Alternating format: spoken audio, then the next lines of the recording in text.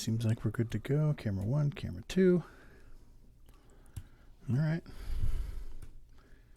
Let's just go. Let's see what happens. Welcome to episode 11 of the Inside MNU Athletics podcast. I'm Sports Information Director Chad Jenkins. I'm going to silence my phone. I am joined by head softball coach Rob Wade. Welcome, Rob. Hi, Chad. How are you? I'm all right. Good. I guess I started this before I was ready, but what year is this for you? You're starting your fourth or fifth season here? Fifth season. Fifth season. Yeah. For some strange reason, I'm in my fourth year of employment, but my fifth season.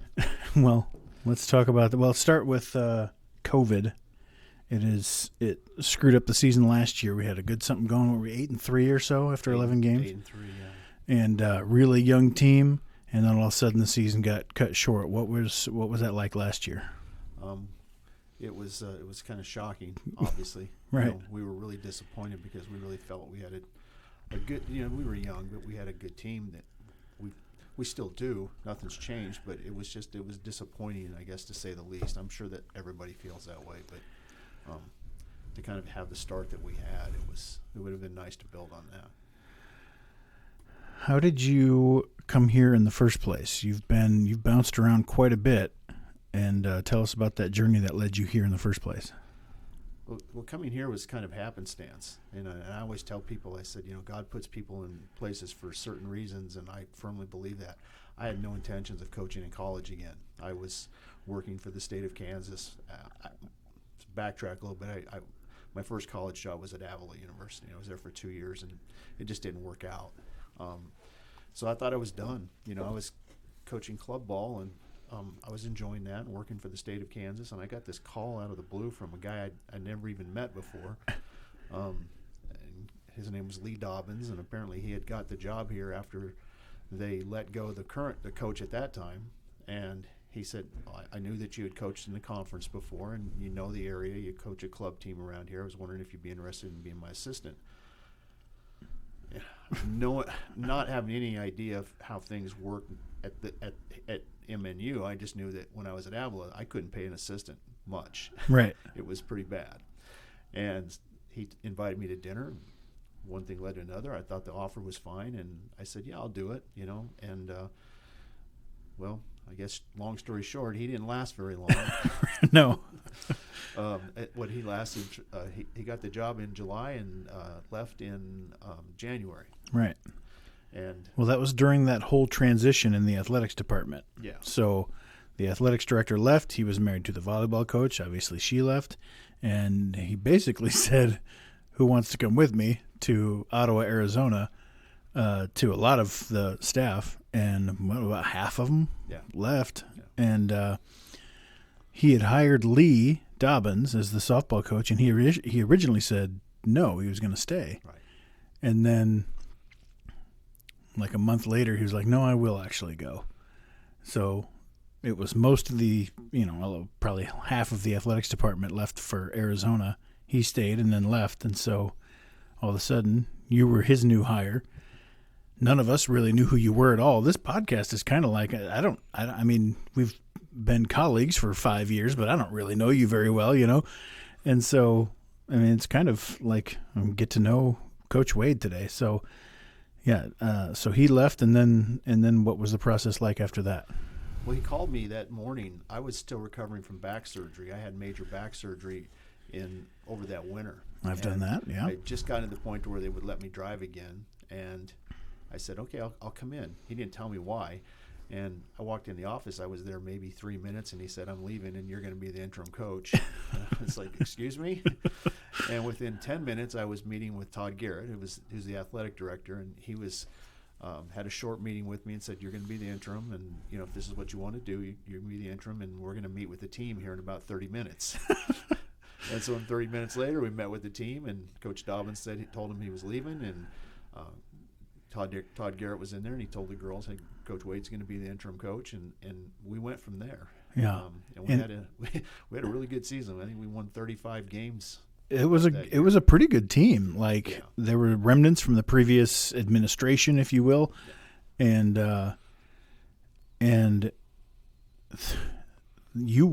I remember Shelby Franz was the catcher at the time, and that was her senior year. She had been recruited by Kelly, and then when Kelly was gone, Emily, the assistant, was the head coach for a few games. I was an assistant for those few games, actually. And then Lee was hired, and then he left, and then you came on. So for Shelby specifically and people in her class, that was their fourth head coach in like 2 years or something like that. So it's just this crazy transitional time. But that team seemed to – they were relying on each other. They didn't have anybody else to go to, and it was a really close-knit team and a fun team and a good group of girls. And, 35 wins, pretty decent team, fun to watch, fun to cover. So that was your first experience with them. Yeah. So then – did you have to go through a process? Were there other applicants for the head coach job after that? Or what happened after that? From January when Todd Garrett said I was going to be the interim, it was, obviously you want the job once you get here and you start realizing, hey, I like this. And we're pretty good situation, good situation. And he called me. Said he wanted to take me to lunch, and it was about a week before our conference tournament. So we were almost all the way through the season. Right. And this whole time I didn't know what was going to happen. I had no idea. And he said that you've done a really good job, and we're gonna offer you the position, and we'd like you to be the head coach. And so I found out right before the conference tournament, and that was pretty much how that all came together. Nice. We had a really good conference tournament. Nice and quick. Yeah. Right. I remember that. That was, you made a run to almost the end of it. Yeah. We wound up we were the third team standing. Right. Yeah. And that was like CMU and Grandview had separated themselves. Yeah. But we eliminated Grandview. Is that right? We eliminated Grandview. Yeah. We eliminated quite a few teams. We'd lost our first game. Right. Evangel had our number that year for some reason. They just did. They were a good team. Right. And so they beat us and sent us to the losers bracket right away. And then we came back and we eliminated Clark, who had won 40-some games that year. Right. They were in shock. That was a really close game, right? Well, it wasn't until the end. We were up like 7, and then they just come storming back. That's right. They had to tying and winning runs on base in the bottom of the 7th, and we got a key strikeout to wind up winning the game. I can't. Why am I blanking on that girl who closed that game out? She was a Cubs fan too. I connected with her. I can't remember now though. Yeah. Now you say that, I'm too. Well, sorry, whoever Courtney you were. Larson. That's right, Courtney Larson. Yeah, and Courtney was a great pitcher. She had 2 national championship rings from junior college. I didn't know that. Yeah, that team was deep. And that was a big strikeout, and then we beat them, and then we wound up we sent Culver Stockton home. Right. And then we came back on the final day, and we had to play Grandview. There's a story leading up to this too, I'm sure. And we beat Grandview, and then it put us against Avila. We had to beat them twice, right? To advance, and we lost in a very close game in the bottom. That was extra innings, wasn't it? Yeah, I think so. We dropped a fly ball, and it was just an unfortunate thing, and it was a really close game, and we couldn't pull it out. But we were very excited with the season. We thought the girls did a wonderful job of coming together. And like you say, they kind of relied on each other because it had been a very tumultuous couple of years. Yeah. So that's how you got here. What was your background as a softball guy? Were you a baseball player? Did you grow up around the sport? How did you get into softball originally? Well, my father played men's fast pitch softball. Okay. And I kind of got into it and played a little bit. Really enjoyed the game. But I was kind of torn at that age. I could have probably done it for a lot longer and really, I think, done pretty well. But I played it enough to know the game. And I was around it long enough with my father being a pitcher in the men's fast pitch game that, I learned the game pretty well. I had another sport I did. Right, we'll get into that later.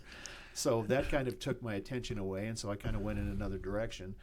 In high school, I didn't play baseball in high school, but I played football and wrestled. And I thought I really wanted to play football in college. And again, the other sport that I participated in kind of drew my attention away from that. And then I played some club baseball and as a men's baseball club teams, and really enjoyed it and was pretty decent at it. I could hit pretty well, and that all kind of went away after I got married. And when I had my daughters, they were playing rec ball, and one thing leads to another. And, You're the coach. Now I'm the coach, and went from there to starting a club team that's it's grown. We have maybe 7 teams in the organization now, but we were kind of a standalone team for quite a few years, and we were very successful. My very first team, 8 of the 12 girls signed Division I. Wow. And went to play Division I. They were all big time players and had won state championships in both Missouri and Kansas. And I kind of got my feet wet in the game that way. And then I was offered a head high school coaching job at Blue Valley North in Leawood, and I did that for 3 years. And I got the call out of the blue one day. My neighbor was the head baseball coach at Avila, and he still is, as a matter of fact. Cronk? Daryl Cronk. Yeah, good guy. Yeah. I've known him for a number of years. He texted me and he said, "Hey, Rob," he said, "they're getting ready to let this girl go who was their softball coach at the time." He goes, "You want me to put a word in for you with the AD?" And I said, "Yeah, sure." Like within a week, I had the job. Wow. So I thank Daryl for that, for getting me an opportunity to get in front of an athletic director and get the job. And then Gary Gallup, who was the athletic director at that time there, for giving me the opportunity. And, I didn't do with it what I should have done with it. It was just one of those things. Okay. So since you started coaching, how has the game changed? Has it evolved much since you started? Yeah, a lot. The game's still going to be fundamentally the same. Right. The athletes are better. Okay. When I first started, all the really good athletes were playing soccer and volleyball and basketball. And, I'm not going to say there wasn't any good athletes playing softball. There was fewer of them. Sure. But as the sport has grown in popularity over the years, we're getting tremendous athletes, kids that are multi-sport athletes. And so the game is a lot more athletic than it ever was. Okay. And so I think as far as that part of it, it's evolved. And I think hitting has kind of caught up with pitching, and so hitting is a lot better now.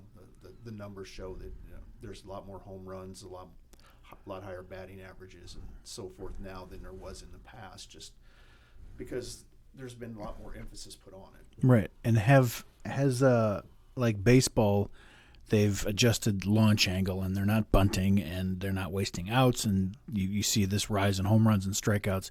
Has that found its way into softball, or is it still you've got your slappers and your bunters and your speed people with surrounded by some thumpers, or is it let's get the ball in the air and get some doubles and homers? It's a little bit of both. There's a faction of people who are really into that.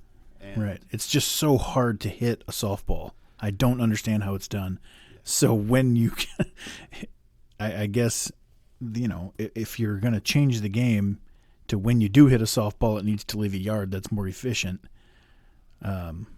It's interesting that way, but I mean, yeah, go ahead. I don't buy into it. Right. The launch angle thing doesn't work for our sport. Right. It doesn't seem like it would. No, our pitcher's on flat ground, and the ball tends to hold its right.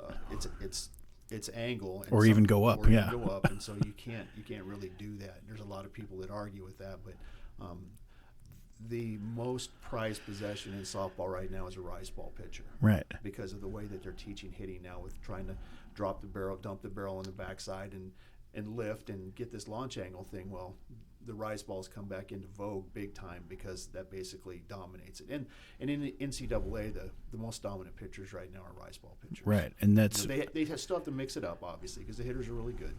But their swing and miss pitches right now are rise balls. And that's what the best pitcher in MNU's history, Penny Eastman, from 2009 to 11 or so, she was a rise baller, and just tons of strikeouts, and it was as if they didn't have a chance. And those are the pitchers who give baseball players fits when you get like, oh, Jenny Finch is going to face Barry Bonds or something like that, and she totally dominates him.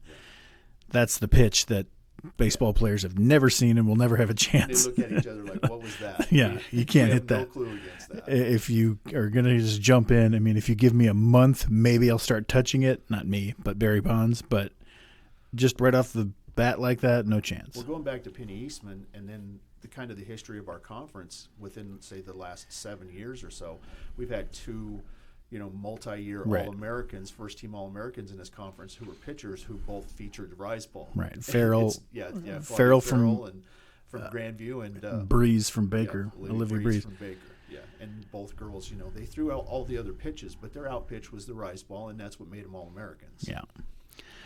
So, how do you get people to come to MNU? What is your recruiting pitch? Honestly, getting them on campus. Yeah. I said, once you get here, you're going to like it. You're going to want to be here. Once they meet the people, and I think it's, a lot of coaches say that, but, I've seen it. I'm living it. Once I get them on campus, it sells itself. It's a great place to be, and it's a good small school. The Christian values, and I strictly recruit kids, regardless of talent, that are going to be able to fit into what our culture is. And our culture is, we're a highly Christian institution, and if that's not something that you're going to be able to live with for 4 years, then I'm going to suggest you probably go somewhere else, because this is not going to work out for you. Right. So getting them on campus and having them meet the people, and then actually, honestly, just talking to the girls that are on the team now. Yeah. Because coaches can say a lot of things. So I tell them, I said, I really honestly want you to kind of ask the players that are here now and get an honest feedback on what it's like living here. And so it's basically that. I have heard that your players are your best recruiters. Yeah. And if they're, friends who maybe are on JUCO or coming up, if they're the ones who say, hey, it's awesome here, let's come join me, it's been kind of the best way to go. Yeah. Who's your favorite, softball coach, manager type? My favorite, and always will be, is Mike Candrea, the head coach at the University of Arizona. Okay. He's won 8 national championships. That's a good one to go for. Yeah, he won a gold medal as the Olympics head coach, and he's been at the University of Arizona for over, I think, close to 30 years. Is he kind of the guy in the sport right now as far as coaches go and tactics and all that? They come and go, but he is the icon. Okay. And there's a lot of arguments about a lot of other people. There's a lot of great coaches in the NCAA at the highest levels, but right now he's the icon, and he will be, I think, forever. Right. He not only is he a great coach, but I learned a lot from listening to him talk about just being a great person, and a man coaching a woman's sport right. for that long and being so successful. It's you have to really listen to what he says. What is that dynamic like, being a man coaching a women's sport? Especially, it seems like the last few years there have been controversy after controversy in the Me Too movement, and how much are you allowed to discipline? How much are you allowed to even be alone with, right? If you're going to have a one-on-one coaching session, you can't really do that if you're a man. So what is that like? How does that? Well, quite honestly, if you look at the facts, most of these girls are coached by their dads growing up. Right. Very few of these girls are fortunate enough to have a mom that's played, they do. I'm not saying they don't. Sure. But the numbers are lower. So they play for their dads. And then most of the travel ball team coaches, I would say a massive, overwhelming amount of the coaches are males. Right. So the girls are used to being coached by males. Is that right? No, probably not. But that's the way that the culture has really been. And so do I think we need more female coaches? Absolutely. There's no doubt in my mind that we need more female coaches. And there's a movement that's really trying to get some of the younger players involved in coaching, so that number skews a little bit. Mm-hmm. But it's difficult because a lot of these girls, after they've played for so long, from the time they were 10 and they get to college and they get a degree, they want to go and work in a field in which they have their degree, and so that number of people who want to go into coaching is a lot lower. So right. We're trying to figure out ways to kind of change that. What other coach from different sports do you look up to or take things from? I love Gino Ariama. Yeah? Yeah.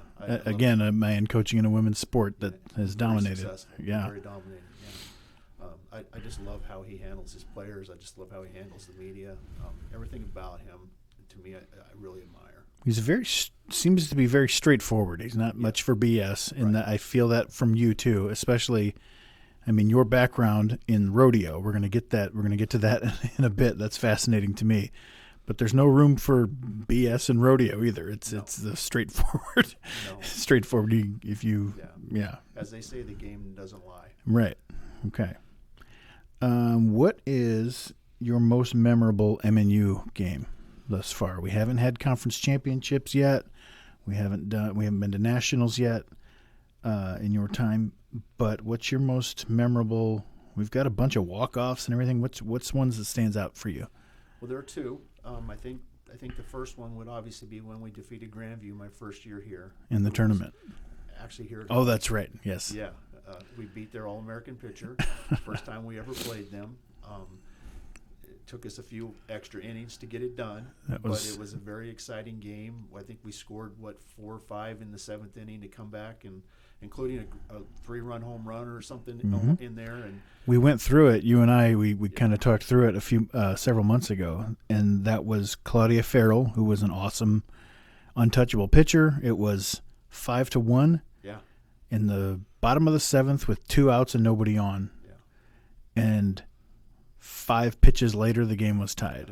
A first pitch bloop single from Shelby, first pitch single from Bootkoff. Is that her name? I think Van Lanker had one in there. The leadoff hitter. Oh, yeah. Okay. Bootkoff, yes. And then Maddie Johnson, first pitch, single up the middle. And all of a sudden, it's like, hey, the tying run is up there. We just need one more, and we got that. And then second pitch to Lydia Reyes cleared the fence and tied it at 5. Yeah. And it was the most out-of-nowhere comeback I'd ever seen. She had been dominant. We didn't look very good. We'd scored 1 run, maybe on a couple errors and a walk or something like that. But it was like, as an announcer, I'm going, okay, it's 5-1. We're going to move on to game 2. If we're going to come back, we have to do it right now with the 9-hole and single, homer, and it was unbelievable. And then we won it in the 9th, I want to say. Yeah. Well, that kind of goes back to what me and Mark's philosophy is on the hitting. Mark Amos, your assistant coach. If you have an out left, you have a chance. Right. As long as you have a swing left, you have an out left, you have a chance. And I actually got that from Mike Andrea. Right. It's the way that their mindset is that they're going to fight and they're going to grind out their at bats until the very end. And pitchers do make mistakes, and you try to get your hitters comfortable with the fact that you're going to be hitting under some adversity most of the time. Right. And get comfortable with it. It's so rarely actually true, though. When you're down by 4 against one of the best pitchers in the conference and one of the best pitchers in the nation, you don't have a chance. No, right. But there is that 0.1%, and that happened that day, and that's one of my most memorable too. Go ahead. What was your second one? We actually defeated Division I Creighton that next fall. Okay. We tried to play some D1 teams in the fall in scrimmages. We actually probably would have beaten 2 if I wasn't. In the fall, you're trying to get pitchers some innings, see what they got. Right. We were going to beat UMKC, and we just left a pitcher out there that we shouldn't have left out there, and got in trouble, and that's that. But the next game, we beat Creighton 3-1, and they were trying to beat us. Right. And it was amazing. Emily Robinson pitched a great game, and we had some tremendous defensive plays in the bottom of the 7th because they were not going to give up. Right. They did not want to lose to us. We closed it out and beat them, and that's pretty memorable to me. Anytime sure. that you show your girls that you're capable of playing at any level, for one game, then it's always been a pretty memorable thing for us. Talk about your faith background. What was your life growing up, and your, how did you come to faith and all that? I was baptized in the Lutheran church when I was about 8. Yeah. And my parents never really went to church a lot. They just, I don't want to say they were unchurched people, but it was, I guess there's really another way to put it. Right. It wasn't a big part of your life growing up. It wasn't a big part of my life growing up. I had to come to it on my own pretty much. Mm-hmm. A friend of mine at the time, when he actually built our house, and I was in business for myself. I had a contracting company. I did ceramic tile and marble, and that's what I did for the majority of my life. I was a contractor. Well, the builder, and got to be good friends with him, and he said, "Hey, there's going to be a Promise Keepers event at Arrowhead, and would you like to go?" Well, it changed my life. Yeah, it was incredible. I never went to one of those, but that was so huge. What, 15 years longer ago, than 20 that. years ago? Probably 20 years. Yeah. Close to 20 years ago. And I remember it really galvanized Christian men. Like it was, hey, we're going to be Christian men and love our wives and be family leaders, because it had kind of been waning for a while. And yeah, and it's funny because I never went to one, but I heard, yeah. At the time, the only reason that I was interested in going is because Bill McCartney, the former University of Colorado head coach that won a national championship, founded that. And Right. I was a huge Colorado Buffaloes fan. And when they won a national championship back in the early '90s, I was a huge fan. That kind of got me in the door. Okay. And the pastor that made the call that night was Tony Evans out of Dallas, and I was in tears. And I recommitted my life to the Lord at that point, and I've never really looked back. That's great. What was your family background growing up? We touched on this a little bit before we actually started. Before we started recording, you mentioned it a little bit, and it might be painful. It is, but I think that'd be interesting to talk about if you don't mind. We didn't really agree to this. I'm putting you on the spot, but I think it shapes who you are for sure. Yeah. And I am fascinated to hear about it. Yeah. No, I've had to overcome a lot. Yeah. I'm not going to say it was, it was one of those things where I was guaranteed to fail, but I never really had a lot of chances. My parents moved a lot. I went to 4 different high schools, probably 3 or 4 different junior highs. Siblings? Did you have? I have a little brother and a little sister. Okay. I was the oldest of 3. Yeah. And I lost count one time. I tried to count back all the houses that we lived in the it's in the numbers in the 20s, the mid to high 20s. My parents moved a lot. And what is this? The 70s, 60s? What are we talking about here? I'm 58, so 70s. Okay. Into the very early 80s. And why did they move around so much? My dad was kind of a dreamer. He was kind of a schemer type of guy. Okay. Was like, he's always on to the next thing. Was try to get rich quick type of an attitude. Wasn't really responsible with paying bills and those type of things. And so I can remember getting evicted several times. I can remember cars being repossessed from in front of our house. So it was. There's probably a lot of people that had to live this life. Yeah. I think coming through it and becoming the man that I am now is probably, I'm pretty lucky and fortunate for that. I pretty much had to estrange myself when I was 19, 20 years old. Yeah. Right after I got out of high school. Did you go to college? I remember seeing something, one of the interviews, a written interview that you did for the conference, and it said, what was your alma mater? And you wrote School of Hard Knocks. And I thought maybe you hadn't gone to college, and I don't know, you're not like you're ashamed of that, but like you're trying to make light of it or whatever. Yeah, I'm not ashamed of it. I think everybody has their path, and Sure. everybody has the reasons why they got there. I tried, and Where did you go?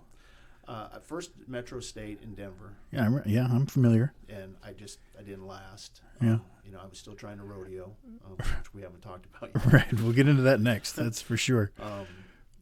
And honestly, I met my wife, and it changed my entire life. Yeah.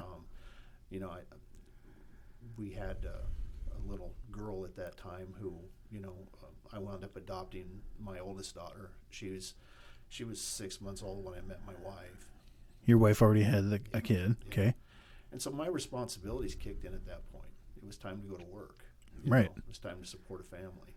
And I feel like that we did a really good job, raising our kids. And I have another daughter named Jordan, and she's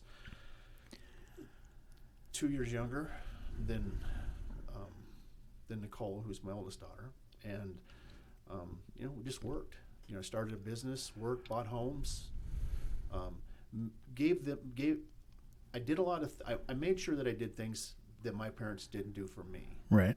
One of them was to give my kids a home for the entirety of their school life, so they could have the same friends all the way through, not move, and have the opportunity to build some kind of a base. So where was that? We moved here. I was offered a job to move here in '94, And so we moved here from the Denver area in '94. And when we moved here in '94, a friend of mine at the time, again, another interesting story, offered me a job. Yeah. And that job was to manage his ostrich ranch. Naturally. Of course, right? Why not? Who hasn't been there? Yeah. He had a pretty good-sized ostrich ranch outside of Gardner, right here in town. And, yeah, I know. For what? Well, What do ostriches do? Actually, I don't know. Back in the early and mid '90s, a lot of small ranchers were actually flipping their ranches over because they really believed that the ostrich is going to take over the livestock industry. Really, like because they're red meat. They're okay. Red meat. They found out really quick that it's a lot more expensive to produce them than it is a cow. Okay. So it was a niche market for a while. That's really funny. Yeah. Oh, I can still remember us taking the eggs, and incubating them, and also shipping them off. People would buy fertile eggs for $1,500. Wow. And pairs of ostriches, a male and female pair of ostriches, selling for $35,000-$40,000. Holy cow! So there was that's a good business then. There was a lot of money made until it crashed when people realized there's just we're going to spend way too much money to get our money back. And I think it just didn't work out. Was there not an appetite for ostriches? I mean, that would be kind of an exotic, weird thing to eat. No, it is. It's a red meat, and it's very high in protein, and it's actually probably better than beef. It's just it's like anything else. Beef is really kind of the king, right. And it's going to be hard for it to ever get beat. Compete, yeah.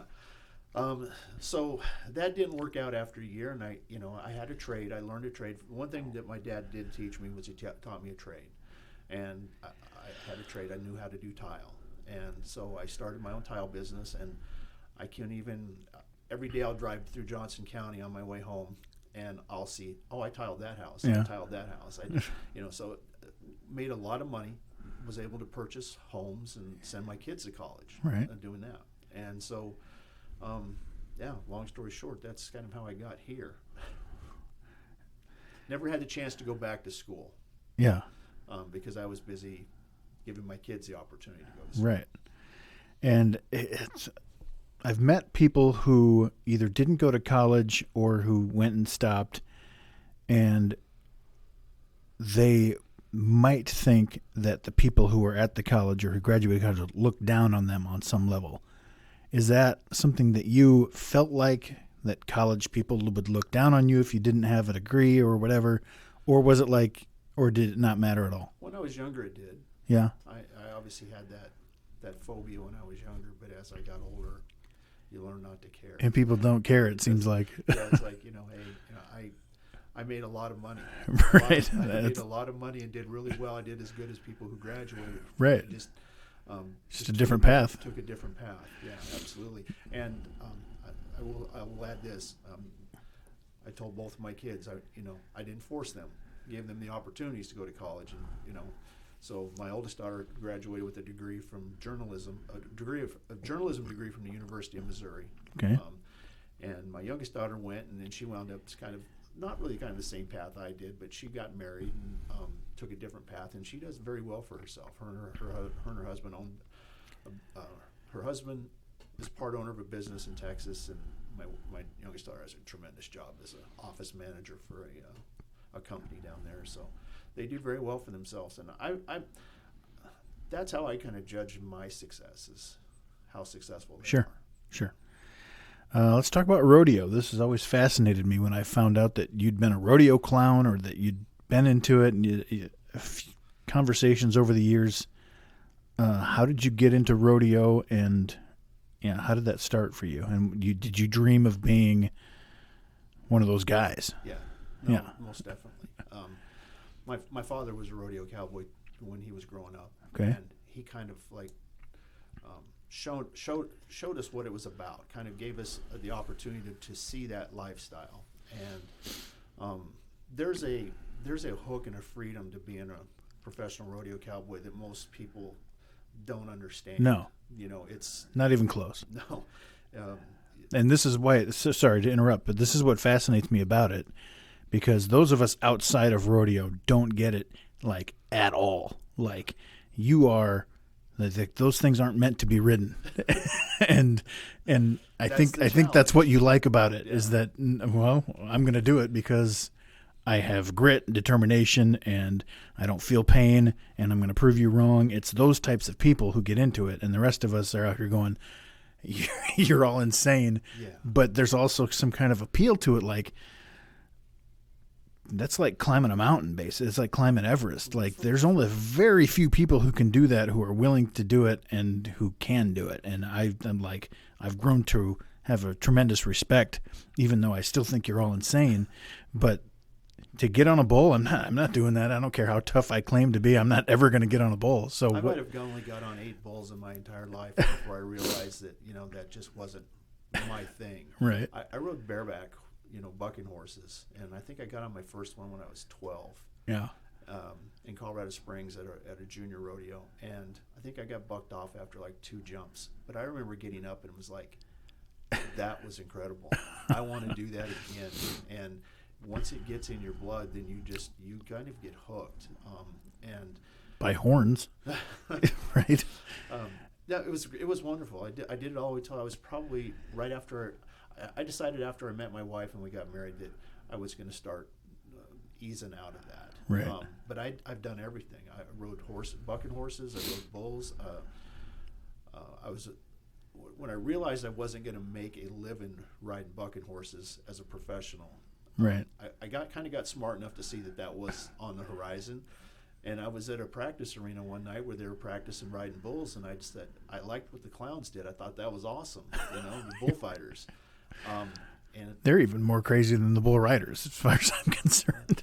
There's a technical aspect to it that keeps you fairly safe. You have to make a mistake a lot of times. The guys that get hurt make mistakes. Okay. And you make them. Right. Trust me, you will make them. I've made them, and I've paid the price. But I found that I was pretty good at that, and you could get paid doing it. Right. And so what's the skill set? Aside from being extremely athletic and agile, you have to be a little bit crazy, I would imagine, too. No offense. No, it's in a good fine. way. As a coach, it's really, when you're working with especially female athletes and you're talking about mental toughness, it's really hard to explain to them what real mental toughness is all about. Okay. Once you've done this, because you stand outside of a shoot gate and you know that there's a 1,700-pound bull in there that wants to kill you. Yes. And you're going, let him out. Let's go. you have to put yourself in a place that it's really difficult for most people to put themselves in. Right. That's what kind of mental headspace do you have to say bring that bull on? Yeah. I've just always been taught if you go at your fears and you'll conquer your fears. Do what you fear most and you'll conquer your fears. Or you'll die. Yeah. It won't last long either way, I guess. Yeah. You won't be scared too long. Time slows down. Yeah. It does slow down once you're in that action, and you get pretty good at it. Things do slow down. To the people that it doesn't slow down to are the ones that usually get in trouble. And now, it's very easy that's loose dirt and stuff. Are you wearing cleats? You're going to slip. Yeah. No, do you not slip too much? Football cleats. Okay. But still, you're going to slip occasionally. Is that the mistake, or does that just happen? You don't really slip. Okay. No, slipping wasn't really an option. Getting yourself lined out. Bulls operate. They're getting a little technical here. Go for it. Bulls operate. No one else is going to hear this ever. Like a wheelbarrow. Okay. Like when you're pushing a wheelbarrow, your legs have to be lined up behind it in order to go. So you have to understand that there's a sweet spot. So if you get in that sweet spot, their back end has to come all the way around for them to move forward again. So you know where it's going. You know how they move and everything. Yeah.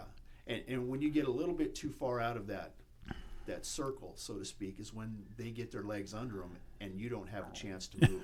And I don't want to say they're stupid animals because they're very smart in certain ways, but they take fakes really well. Okay. So, you can fake one way, give them a body fake, and then it gives you a chance to step around them as they come at you because they buy it for a short period of time. When they don't buy it's when you're in trouble. Right. And that's the videos I've seen. You see like MTV Johnny Knoxville getting out there with a bull. He's untrained and just eats the horns and goes for it. And I assume that he would be good if he knew what he was doing, but the kind of person that can get out there and do that is really, they got my respect. I know that. I know. I tried not to get hit. I think those guys tried to get hit. Yes, there's part of that too. Yeah, rodeo. So because you sent me that picture, I didn't have a way to import it, but I've got. We can try to show it. I don't know if this will work. Let's try to show it. It'll be fun. Proof that Rob Wade was a rodeo clown facing a bull. Here, camera 2. I'll just put it right there. Try to focus on it. But yeah, there it is. And so when was this? How old were you there? That was 1985. So you're 30-ish? No, I was in my 20s. Oh. Yeah, I was probably 24, 25. And where is that? That's in Colorado. I actually went to a rodeo. I had absolutely zero interest in this, but I lived in Colorado Springs for a bit. Yeah. And I went to this rodeo with my friends who, Coach Thompson actually, they were like, yeah, let's go to a rodeo. And I didn't like it. I didn't like it at all. I didn't get it. But there was one horse. They said, if you draw this horse, you're in trouble because it can't be ridden. And he didn't buck. He didn't go like this. He bounced on all 4. Yeah. And it was like, that's different. And the cowboy just flew off immediately. And if you drew, is that how it works? It depends on the draw you get? Yeah. Because if you draw that horse, like it seems like no one can do that because he's different. Well, for really good rodeo cowboys, it's a drawing contest, because half your score is on how the animal performs and half the score is on how you perform. Okay. So if you get a substandard animal that's easy to ride, relatively, yeah, you're probably not going to score as high as if you have something that really bucks and kicks. And so that's, that's the whole secret to being, a winner is drawing really well. Okay. Having some luck and being able to take care of that when you do draw a good You get to that fine line to where he's good but not too good. Otherwise, you're going to fall quickly. Yeah, correct. So, how did you meet your wife? You touched on that briefly, but where were you and how'd you meet? And or is it inappropriate? It's not inappropriate. I met my wife in a bar. It is what it is. Yeah. I was, it was the day. It was New Year's Day, and I said, "Hey, I want to go out, to this country bar that we always frequented in Denver, as a rodeo cowboy." And just one thing led to another. She happened to be there that night, and she never went to that bar before ever. And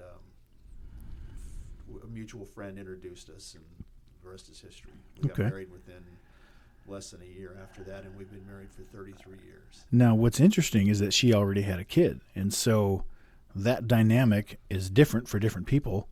What was that like? Did she have to tell you like right away? Did you find out and were like, ooh, I don't know if I want to deal with that? How did that go? She told me right away. Right, and so it was like you were totally cool, whatever. No, That's great. I love Nicole.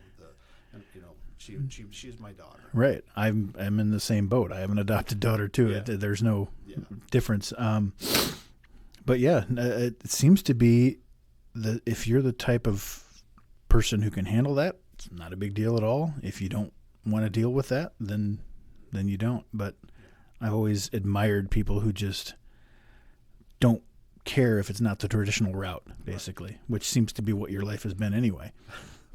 Yeah, very much so. 33 years later, it works. Yeah. What do you do outside of MNU?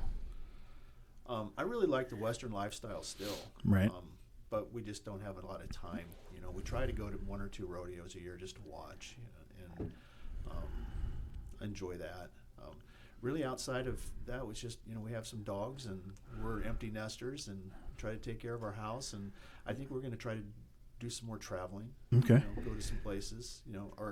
My youngest daughter and my second to youngest grandchild lives in Texas. He's 3. And so we try to go down there every once in a while to visit them. Yeah, what's your grandkid situation? You've got 2 daughters. I have 2 daughters, and I have 4 grandkids. My oldest daughter has 3, and my youngest daughter has 1. Cool. I'm still hopefully about 10 years away from my kids having children. My oldest is 13, so that would be pretty young these days to have a kid. But it's incredible. It goes quick. Yeah, it's awesome. It does go very fast. Even the grandchildren growing up goes fast. Right, I would imagine. It's scary. Right. I'm still in the thick of, my oldest is 13. I got 13, 10, and 9. So they're all bunched up. And it doesn't seem to be going fast now, but I know that it is. So trying to appreciate it. Yeah. What about this year's team? Last year's team had a good thing going. What have you added? What did you lose? And what are we expecting? We bring back the same team that we left with last year. We didn't have any seniors, which was very fortunate for us. So we didn't lose anybody. And we added a few younger players that are they're very good. They're kind of take us to the level that in which we're trying to achieve. Okay. Well, let's go through the positions. Let's just go through the diamond. We got last year 1 and 2 were Melodia and Wilds. Yes. Sarah Melodia and Alexis Wilds, and both of them were excellent. They both come back this year as sophomores. And Wilds was a strikeout artist and among the nation's leaders before it all got shut down. Yeah, she's got a special ability to spin the ball that you just can't teach. Okay. So those are those going to be your top pitchers also? Yeah, we added a freshman from Texas. And Allison Dingus got a lot of innings as well. She's a junior, and so she's returning, and she's going to get some innings. And she's from Corona, California. And then we added a freshman from Texas. She's like 5'9", 5'10". Her name's Chloe Smith, right-handed pitcher that we feel is going to be a big asset to us also. Behind the plate last year mostly was Emma Ryan. Is that still the case? And Bailey Davis is going to get some innings this year behind her, but Emma's is right now she's our starting catcher. And then at first base you had Morgan Fouch. No. Morgan's our shortstop. Shortstop. Yeah. I'm going to get it. Bree Carter. That's what it was. Yeah. And she had some nice at bats last year that I was like, oh, this she's gonna be something. Yeah, she's going to be a really good player. Defensively, she's one of the better first basemen that we've had in a while. We've had some good ones here, and Bree's right up there with them. Okay.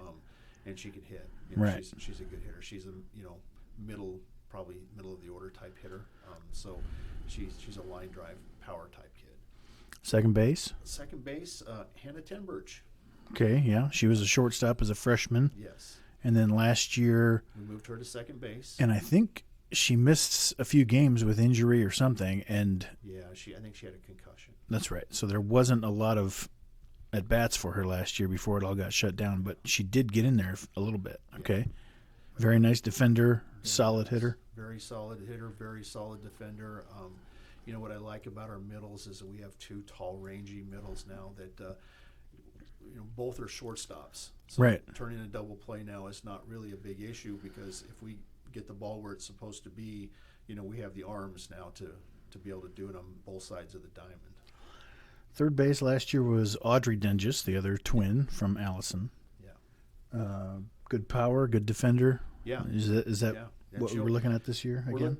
We're looking at that, and we have a couple girls behind her that will probably get some opportunities. Fiona Aird is a girl from Arizona that we'd like to see her develop some more too. But she's a nice player back there too. And our outfield is really good. Left field, is it Dumas again? Yeah, Kelly Dumas. She had a nice. She was a freshman last year. No, sophomore. Okay, yeah. Yeah, she's a sophomore last year. She leads our team in on base percentage.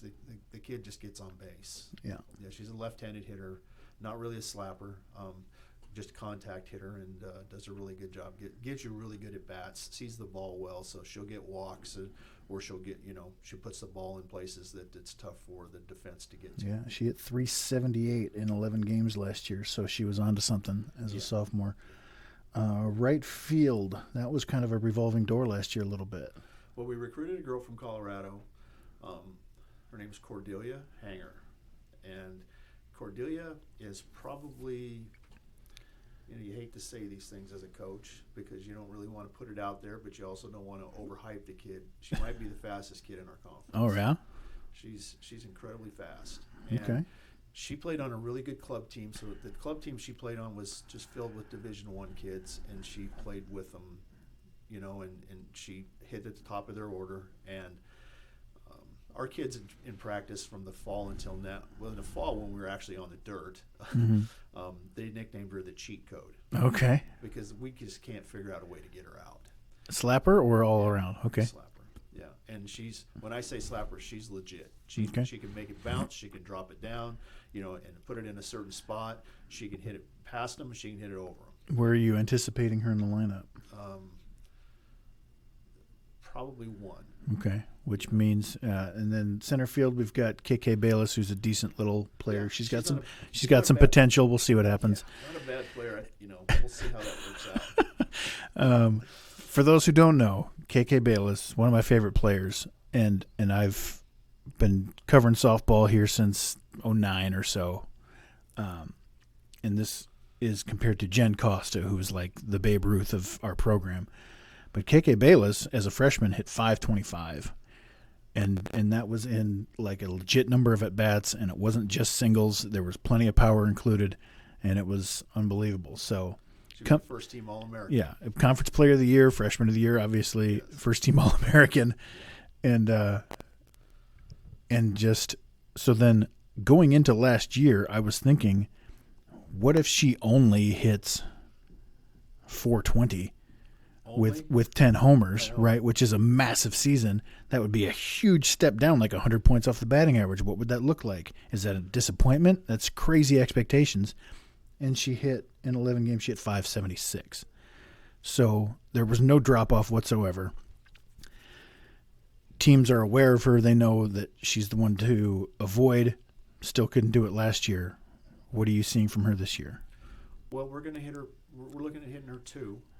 Because, it really doesn't matter if we hit her 1 or 2. Because if they want to walk our leadoff hitter and put her on base, she can steal a base. She's a fast kid. Right. Then we have some kids behind her that can hit. So if we put her at 2 and somebody on base ahead of her who gets on base a lot, who has some speed, it gives us an opportunity to score early in a game. Right. And our 3-hole hitter behind her to protect her is really good. Right. There's no place to hide in this lineup, it seems. I don't know what Morgan's numbers were from last year, but Morgan, our shortstop, is she's very good. So she's, hitting right in there. So the top of our order. She hit .412. Yeah. Had not hit a homer yet, but had 4 extra base hits in 11 games. Yeah. I don't, OPS over 1,000. Yeah, I don't know. Maybe she'll develop into somebody who hits a lot of home runs. I don't care. She hits doubles. No, it doesn't matter. She hits the ball over, in gaps, and that's fine with me. Yeah. So you don't want to put too much of a spotlight on one player, but KK is kind of the engine, and I thought she even looked a little trimmer this year, even in picture day. So is she going to be even faster and even better? How much better can you get?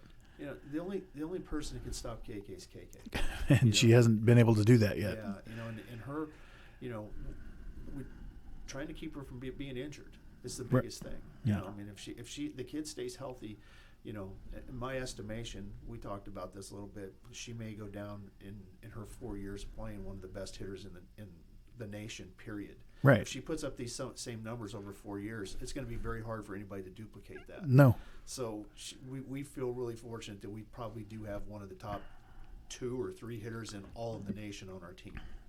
And what is her – I can't even figure her out. It's not like she's launching balls under Merlin. She's hitting them, but she can – it seems like she just places it over the fence when she wants to. She can also lay down a bunt. She can also go 2 for 3 with a couple of doubles off All-Americans. Yeah. So what is her approach? It's not like this – hulking, overpowering swing or anything. It's just a really efficient thing. I can't even figure it out, and I feel like I know things, but I don't. She produces a lot of bat speed. She has a lot of barrel whip, and she's got a very short, compact swing. And it just when she squares one up, the exit velocity is just unreal. Right.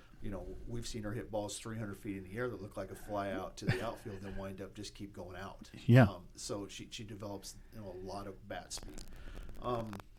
We've tried figuring it out. It might be best to just let it go. God said, KK, you're going to be a hitter, and we're just trusting him because we can't figure it out. We've broken her. We've tried to break her swing down on video and to try to see what makes her special. We can't find anything different. She's just special, and that's the only way I can put it. Well, great. I mean, now that we've talked about it, she'll hit 250, and it'll be on our. That's the thing. I'm not even worried about jinxing her on some level. There's no mojo to to screw with, really. It's No, just and if you talk to her and you talk to the other girls on the team, she'll tell you she can't see very well, and she's deaf in one ear. she can't see very well. No, Well, how does that work? I don't know. We don't know. She's a wizard. I think that's what it is. Yeah, we don't know. She says she's deaf in one ear and she doesn't see very well. So we don't know.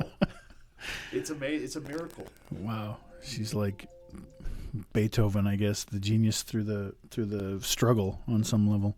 God's given her some tremendous gifts. For sure. All right, the final question. I've been asking every coach about this, the social unrest that we're dealing with these days. Black Lives Matter protests, police brutality, social unrest.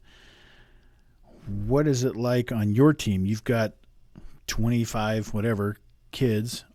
They're all from different socioeconomic backgrounds, different cultures, different races. I don't know. I don't know what the demographics are of your team. But first of all, how's that going? Are there any issues and tensions and whatnot? And then follow up after that. As far as our team goes, we have absolutely no issues. That's the answer I keep getting. Yeah, we have absolutely zero issues, and we're diverse. Yeah. And we don't have any issues. You know, it's funny you mentioned KK. You know, she's a diverse individual, and Right. You know, she's not only that, she's the junior class president at school here. I didn't know that. Yeah, and we have the sophomore class president too. Who's that? Taylor Emerson. Okay. So, you know, we have a lot of high character kids on our team that do a really good job of self-managing themselves. It's kind of a gift for me and Mark, although, you know, we try to find things to coach them up about. Right. You know, they do such a great job with their culture that it's hard to as a coach when you're recruiting, when one of the first questions you could ask is, what about your team culture? Go Right. ask our kids. Right. It's really good. Is it perfect? No. I don't think there's such thing. Of course. They have their moments. But these kids do such a tremendous job of working things out and talking to each other. You know, sometimes we feel a little left out because they don't talk to us. Right. But they do it. And I think ultimately that's a coach's job is to just put these kids in an environment where they can go do their thing. And they've done a tremendous job. We're really proud of the way that our kids have handled all the adversity that's going on in the country right now. And we did tell them. I did tell them one day early in the spring that we're not, because there's a lot of political unrest at Sure. that time. Sure. We're not bringing that into practice. This is going to be your safe haven from any of that. When you come here, we're not going to discuss it. We're not going to talk about it. We're going to talk about softball, and that's all we're going to talk about. Right. When you leave here, you can talk about it. But I want this to be your safe haven from everything. I want it to be your safe haven from school. I want it to be your safe haven from your social life. When you come here, this is your bubble. Right. And let's try to make sure we keep it that way. And they've done a really good job of honoring that and not bringing that, you know, into our culture. And so I've been really pleased with that. So you lead a team with a bunch of different backgrounds, cultures. You're all fighting towards the same goal. You're now, hypothetically, you're in charge of our country. What are you doing to bring us towards the same goal? Easy question for you. An easy question? Yeah. Well, in your opinion, that's an easy question. I'm kidding. That's a very difficult question because I try to here, especially in my job, try to not bring political thoughts and stuff with me, because it's just the way our country is right now. We're so divided and we're so offended by somebody else's opinion or somebody else's beliefs that it's very difficult right now to function without just keeping your mouth shut. Right. You know, and you know, it's tough. You know, I've tried to get off of social media. I deleted my Facebook account. You know, I remember earlier this year, and my wife kind of talked me into opening a new one back up just so I can see pictures of my grandkids and stuff. But I've made it a very big point that I'm not going to have a lot of friends. You know, on Facebook. I'm going to keep my circle very tight. So I'm trying to avoid that part of it because it's hard enough as it is for us as people to try to live our daily lives and provide for our families, and then and go to work in an environment where there are so many different opinions that we should be able to have and we should be able to share. Right. But we feel like at this point, in this cancel culture, that if you support If something, you say the wrong thing, they're going to figure out a way to get rid of you. Right. And so, I guess walking on eggshells is probably the best way to put it. It kind of is. Yeah. With our team, we just try to just focus on what our jobs are and just do our jobs and enjoy our time with each other. We know it's short. Find the common ground, it seems to be the thing. Exactly. And it's bad for your mental health to be on social media, it seems. Oh, yeah. It just, the vitriol that's there. What is a good expectation for the team this year? Are we finally at the point to dream about a conference championship? Are we there yet? Well, when we talk to the girls in private and practice, we all have our goals. We know what we'd like to accomplish. I think every coach, they go into the season, if they are worth their salt, they want to win. Obviously. And we want to win a conference championship. That's why you do this. Yep. You want to win. We can take away all the other stuff that's involved. It's still a sport. You still want to win. Right. We have an opportunity this year, but there's a lot of really good teams in our conference. I would say this, and it's been said numerous times, this is probably top to bottom the toughest conference in the nation as far as the separation from the top team. We don't to the have bottom. Much separation. There's Right. several teams in our conference that could beat up on each other. We have 2 teams that are always perennially nationally ranked. 3, if you count teams that come in later in the season. We're always going to have 3 teams that are nationally ranked. Teams that are competing at the national tournament every year. I think the biggest thing for our conference, though, is we need, to finally push through and get that cachet, is to have somebody make it to the final round. We haven't had that yet, right? Well, Baker was close. Yeah. Baker was very close with Breeze, but she got injured at the national tournament, and that, she was everything for them. And right. Once that happens, it's very difficult to break through. But they had a legitimate shot at winning a national championship 2 years ago. Yeah. And our conference, I think, is starting to gain that, but it's tough. It is tough because we're beating up on each other all the time. We have Grandview, we have Central Methodist, we have Baker, we have Benedictine. We have all these teams that are really, really good that we have to face every day. There's no just Mount Mercy. That's another up-and-coming team. Clark, always. Clark, yeah, absolutely. And there's no, that's an easy doubleheader sweep. No. There's no team like that anymore. No. You mentioned that Missouri Valley got a new coach 2 years ago, and of course we haven't seen him last year because of COVID. We didn't play any conference games. They have done a tremendous job of retooling their entire roster. Yeah. So you don't know what you're going to face when you go into these games. We just have to be able to do what we do well, and not stub our toe and play good softball, and we're going to be fine. But it's not going to be easy by any stretch of the imagination. No, I'm really looking forward to this year. I know I connect softball parents. I've connect with more than any other sport because it's me out there. I'm talking directly to them. There's a pretty passionate following with softball parents, and they seem to enjoy what we got going.